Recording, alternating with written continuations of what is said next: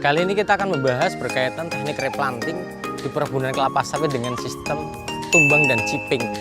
Salah satu metode replanting perkebunan kelapa sawit dengan tumbang dan chipping ini adalah dengan cara bahwa kelapa sawit yang sudah tua ini kita akan tumbang dan akan kita cincang dengan ukuran 10 cm. Tapi sebelum membahas itu, adalah baiknya kita membahas beberapa alasan kenapa perkebunan kelapa sawit itu akan direplanting atau diremajakan kembali.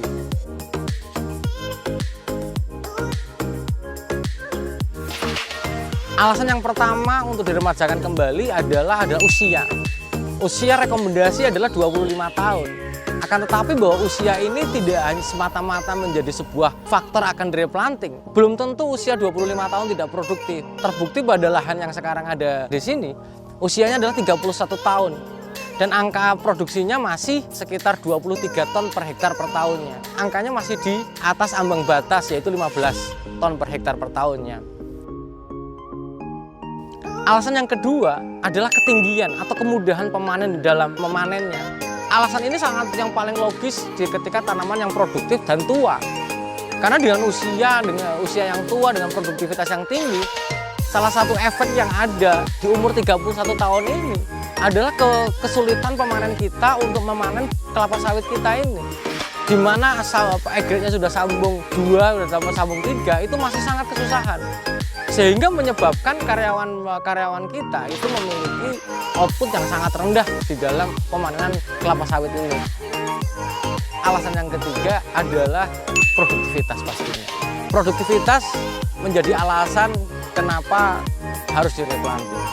Ada kemungkinan bahwa produktivitas itu disebabkan karena mungkin salah bibitnya dulu, salah jarak tanamnya yang menyebabkan produktivitas meningginya semakin cepat. Itu juga menjadi sebuah alasan. Tapi di lahan yang sekarang saya ada di sini, ini disebabkan karena memang kesusahan para pemanen untuk memanen kelapa sawit kita dengan ketinggian rata-rata lebih daripada 17 meter.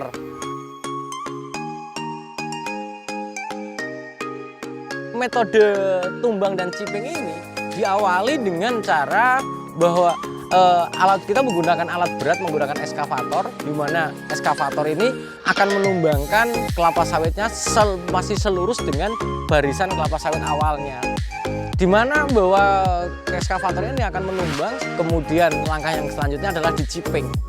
Di chipping itu adalah pencincangan, di mana standar pencincangan ini adalah tebalnya hanya 10 cm saja.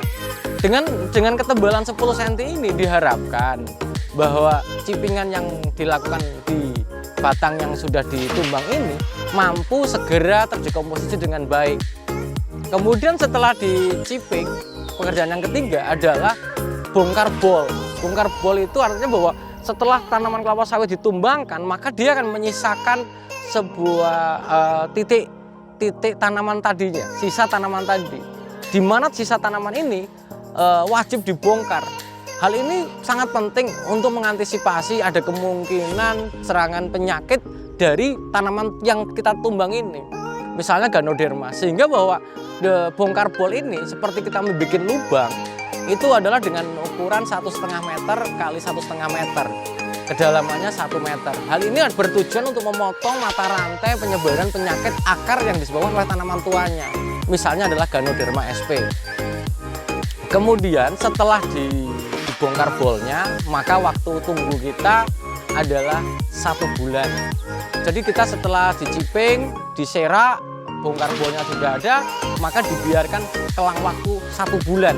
Di mana 1 bulan ini adalah kita biarkan saja sambil berjalannya waktu, sambil menunggu kemudahan untuk membiarkan dia terdekomposisi sempurna nantinya.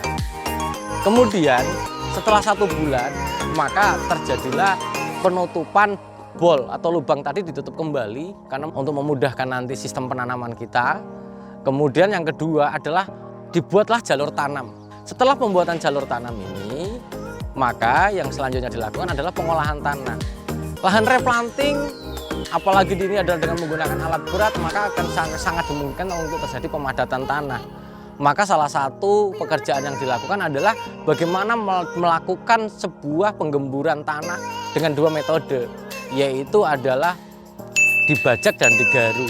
Pembajak 1 dan bajak 2 itu selisihnya seminggu kemudian adalah garu 1 dan garu 2. Replanting ini sangat penting akan menentukan nilai investasi yang kedepannya akan dilakukan oleh perusahaan. Apabila tidak replanting, maka dengan produktivitas walaupun tinggi tapi kesusahan karyawan, maka perusahaan ataupun masyarakat perseorangan itu akan mengalami sangat kesusahan ketika tidak dilakukan replanting ini. Mungkin itu saja yang dapat saya sampaikan di dalam TI mengenai replanting ini. Intinya adalah satu, lakukanlah replanting dengan cara yang tepat sehingga bahwa nilai investasi kita tidak sia-sia ke depannya. Karena bahwa dengan nilai investasi yang tidak main-main, cost of nature ataupun biaya dari mulai replanting sampai dia tanam yang angkanya tidak murah, hampir sekitar 40 sampai 50 juta, ada yang terkadang dengan metode yang berbeda sampai 70-an juta, bukan angka yang murah. Tapi bahwa angka yang murah ini ditentukan dari nilai ataupun kesempurnaan replanting yang kita lakukan pada hari ini.